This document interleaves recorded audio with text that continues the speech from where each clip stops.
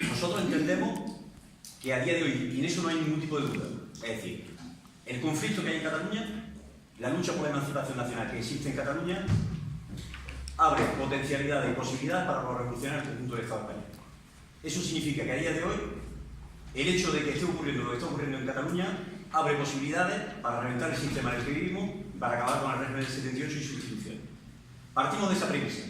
Decir eso no significa que todo sea una panacea. No significa que no haya contradicciones. No significa que no haya dificultades. Pero a día de hoy, el hecho de que haya movilizaciones tan masivas con la implicación de parte de la clase obrera en Cataluña significa que hay potencialidades para aquellos que quieran acabar con el sistema capitalista y con sus instituciones. Esa es la primera idea de base. Partiendo de ahí, al final se trata de comprender un poco qué es lo que ocurre. Nosotros, las sensaciones que tenemos es que, por mucho que existan esas potencialidades, hay dificultades y contradicciones también. La primera la señalaba Aquiles antes. ¿Por quién está dirigido a día de hoy lo que es el conflicto nacional en Cataluña? Por una franja de la burguesía.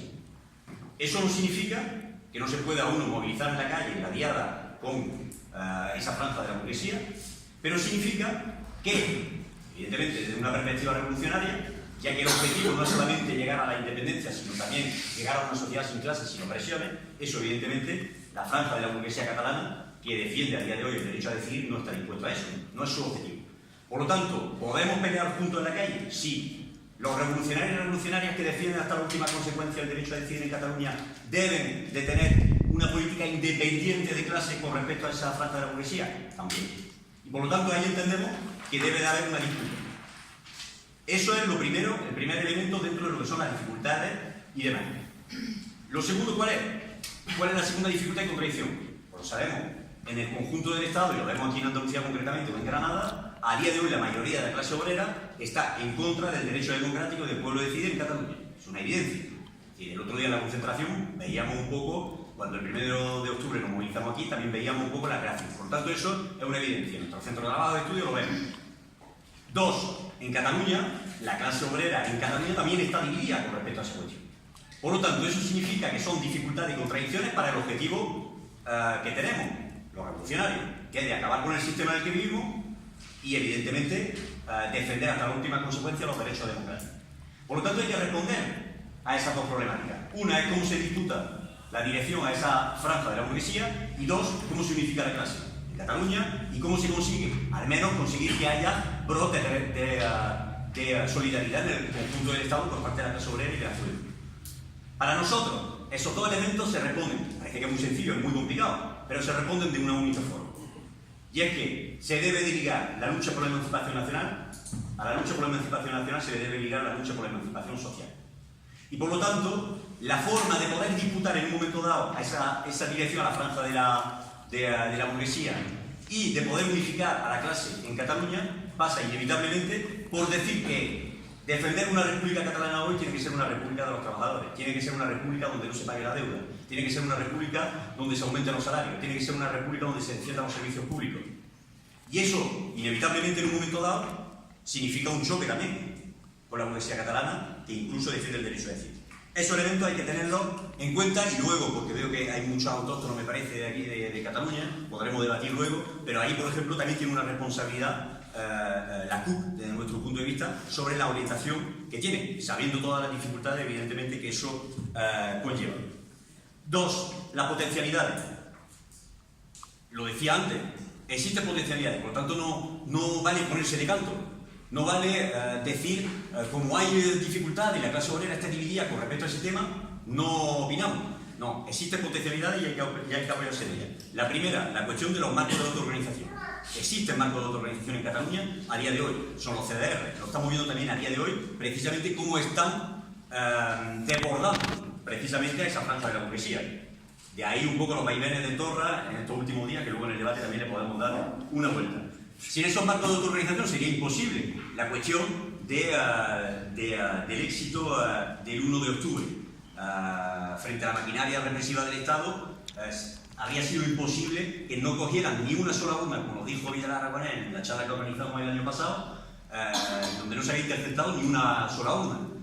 Por lo tanto, eso demuestra que existen unos marcos de autoorganización embriones que habrá que potenciar evidentemente en los centros de trabajo, de estudio y demás, pero a día de hoy eso existe y es una potencialidad para aquellos que quieren reventar el sistema en el que vivimos. Siguiente punto, otra potencialidad, porque puede permitir actualizar un programa de urgencia social, es decir, la lucha por la emancipación nacional puede poner sobre la mesa la cuestión de la lucha también por un programa de urgencia para salir de la crisis y un programa de urgencia social. ¿Y por qué? Lo digo de manera clara, es decir, cuestiones como por ejemplo, cuando intentamos meter la presión del siglo con las sedes de los bancos, las sedes de la empresa, nos piramos de Cataluña. Hay consignas tipo expropiación de las grandes empresas, expropiación de los bancos. Es decir, se van los jefes, pero los bancos y las empresas se quedan aquí, las riquezas se quedan en Cataluña y se ponen bajo control de los trabajadores y de los usuarios. Eran consignas que no eran solamente consignas en el aire. Allí eran concretas en ese momento. Y por lo tanto, por eso mismo, intentamos explicar de esa forma que la lucha por la emancipación nacional pone en Cataluña sobre la mesa de manera mucho más concreta la lucha por la emancipación social. Pero habría muchos más, es decir, la misma forma para, por ejemplo, enfrentarse al artículo 155 mediante la huelga, por ejemplo, la desobediencia. Eso pone en autoactividad a la clase trabajadora inevitablemente. Si TV3 concretamente quiere enfrentarse al 155 y decir, tú desde Madrid no me vas a decir lo que nosotros hacemos, o los profesores dicen, tú no me vas a decir de Madrid cómo doy yo mi clase, evidentemente hay una autoactividad por parte de la clase trabajadora y eso nos parecía también importante. Y lo mismo que planteaba antes, la cuestión de la proclamación de la República, en ese sentido, evidentemente, pues decir qué tipo de república construimos también tiene esas virtudes. Luego la cuestión de que pone a las claras el papel del Estado también. Es decir, ese papel neutral que nos han vendido toda la vida es evidente que no existe. Represión, violencia, eso lo hemos visto y paso, por lo tanto, no hay que darle más vueltas, pero también ahí habría que hacer luego en el debate a lo mejor una mención aparte al papel de los mozos a día de hoy, precisamente también no. Pero bueno, eso forma parte precisamente del Estado. Otra potencialidad y otro elemento importante, la pérdida de credibilidad de las instituciones del régimen del 78, no solamente en Cataluña, sino incluso a nivel internacional. Es decir, el revés brutal que se ha llevado en toda la cara el gobierno del Estado español y la propia justicia española, ¿no? Con el hecho de querer enjuiciar a Puigdemont, a los consejeros y demás que se fueron a Bélgica y demás sitios, como la justicia de los diferentes países le han dicho, jefe, lo que estáis haciendo es una auténtica barbaridad, ¿no? Y ya no lo pueden ni enjuiciar por sedición, sino simplemente por malversación aparentemente, pero incluso ahí también ha perdido totalmente credibilidad. Montoro la acordaron, planteando pues, que no había ni malversación porque no se había usado ni un duro público para eso, ¿no? Y ya para terminar, el último punto. Potencialidad existe. El problema es que, y en eso queremos siempre insistir, ¿y por qué a día de hoy la mayoría de la clase trabajadora en el conjunto del Estado no apoya o no se solidariza con la lucha en Cataluña? Ahí hay una responsabilidad por parte de las organizaciones tradicionales del movimiento obrero. Es decir, las organizaciones, tanto sindicales como políticas, que tienen una influencia real. Y ahí luego en el debate le podemos dar una vuelta, pero es un escándalo. Es decir, el papel concretamente que ha desarrollado Comisión Obrera, UGT, el PC, Izquierda Unida, Podemos, los comunes, etc., anticapitalistas dentro de Podemos, es un auténtico escándalo. Sobre el 1 de octubre, sobre la cuestión del referéndum. Es decir, ellos, su teoría es el referéndum pactado. ¿Eso qué significa? El diálogo. ¿Eso qué significa en la práctica? Aparte de que es imposible, porque significa los 2/3 del Parlamento, sería que ahora Ciudadanos y el Partido Popular se ponen de acuerdo para reformar la Constitución para que puedan votar los catalanes, además de que es imposible, en la práctica y en el fondo lo que genera es una ilusión sobre que las instituciones que nosotros tenemos en el régimen del 78 son legitimables. Porque el plantear eso, el oponerse a la cuestión de la unilateralidad, significa pensar que a día de hoy es posible y crear una ilusión sobre que es posible construir allí la independencia o el derecho de decidir en Cataluña mediante otras formas que no sean la movilización social de la clase trabajadora y de la juventud. Entonces, ese papel que juegan esas organizaciones son las que hacen que también, porque pues el conjunto de la clase trabajadora, la juventud, vea las cosas de esa forma, ¿no? Podríamos coger mucho más ejemplos, pero las propias huelgas generales de las que hablaba Néstor antes, ¿no? Es decir, ¿cuál ha sido el papel de esas organizaciones, concretamente la huelga general? El 3 de octubre, Comisión y UGT intentan cargarse la potencialidad que tenía de clase y decir un paro de país vamos a pactar con la patronal. Y las demás organizaciones, por ejemplo, el 8 de noviembre, Podemos, Izquierda Unida, anticapitalistas, etc., ¿cuál es la política de defenderos? Bueno, en Comisión ya ni hablo. ¿Cuál es la política de defenderos? Una política de decir, nosotros ni mencionamos la huelga general del 8 de noviembre para pedir concretamente la libertad de los presos. Es decir, ahí hay una responsabilidad por parte de todas esas organizaciones. Incluso en cuestiones como la cuestión de la represión del Estado. ha habido posiciones que son escandalosas.